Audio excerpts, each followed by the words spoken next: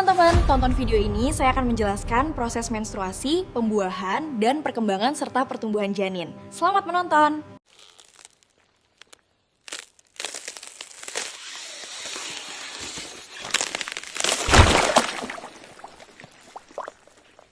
Kalian tahu tidak apa itu proses menstruasi? Menstruasi adalah proses alami pada tubuh perempuan yang diatur oleh kerjasama beberapa hormon. Siklus menstruasi normal berlangsung sekitar 28 hari, meskipun bisa berbeda pada setiap perempuan. Siklus menstruasi dikendalikan oleh 3 bagian utama, yaitu otak, kelenjar pituitari, dan ovarium. Pengaturan siklus menstruasi dimulai dari otak. Di dalam otak terdapat bagian kecil yang disebut hipotalamus. Hipotalamus berperan sebagai pusat pengatur hormon. Bagian ini melepaskan hormon GnRH secara bertahap. GnRH kemudian memberi sinyal ke kelenjar pituitari. Kelenjar pituitari adalah kelenjar yang masih berada di dalam otak untuk menghasilkan hormon FSH dan LH. Hormon FSH dan LH inilah yang selanjutnya bekerja langsung pada ovarium untuk mengatur proses menstruasi.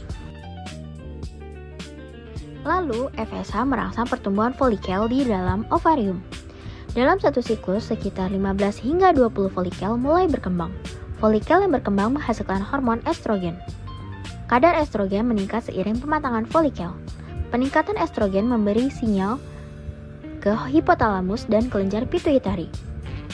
Terjadi lonjakan hormon LH. Nah, lonjakan LH ini memicu terjadinya ovulasi. Setelah sel telur dilepas, folikel yang sudah matang berubah menjadi korpus luteum. Korpus luteum ini mengeluarkan hormon progesteron yang membuat dinding rahim menebal supaya siap jika terjadi pembuahan. Jika tidak ada pembuahan, korpus luteum mengecil, hormon estrogen dan progesteron menurun, dan menstruasi pun terjadi. Nah, sekarang kalian sudah paham kan apa itu menstruasi? Sekarang kita akan masuk ke pembuahan. Apa sih pembuahan itu? Disimak ya. Pembuahan adalah proses saat satu sel sperma bergabung dengan satu sel telur untuk membentuk zigot atau titik awal kehidupan manusia. Ovarium melepaskan sel telur ke tuba Fallopi. Nah, ovum ini hanya bertahan hidup 12-24 jam. Kemudian jutaan sel sperma masuk ke vagina saat berhubungan seksual dan bergerak menuju ke tuba Fallopi. Lalu hanya ratusan yang berhasil mendekati ovum.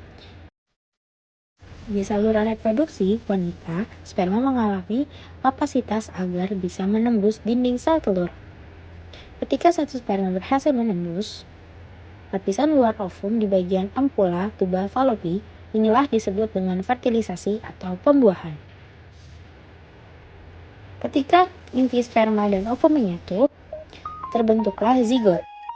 Di dalam zigot inilah tersimpan 46 kromosom, yaitu 23 dari ibu dan 23 dari ayah.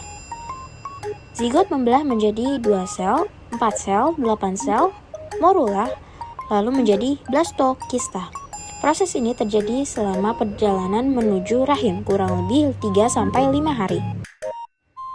Blastokista menempel pada dinding rahim atau endometrium. Sekitar hari ke-6-7 setelah pembuahan, disinilah kehamilan resmi dimulai. Embrio menjadi janin, minggu ke-1 sampai dengan ke-8 disebut embrio. Setelah minggu ke-9 disebut janin atau fetus. Selanjutnya, kita akan membahas tentang pertumbuhan janin. Di bulan kedua, organ vital seperti jantung dan otak mulai berkembang. Pada bulan ketiga, janin sudah memiliki kepala, lengan, dan kaki. Pada bulan keempat, janin mulai bergerak. Meskipun ibu belum bisa merasakan, pada bulan kelima, gerakan janin mulai bisa dirasakan. Di bulan ke-6, janin semakin besar dan pendengaran mulai berkembang. Pada bulan ke-7, janin dapat merespon suara dari luar. Pada bulan ke-8, organ-organ tubuhnya sudah hampir berkembang. Dan di bulan ke-9, janin siap untuk dilahirkan. Demikian penjelasan tentang menstruasi, fertilisasi, dan pertumbuhan serta perkembangan janin. Mohon maaf atas kekurangan. Terima kasih.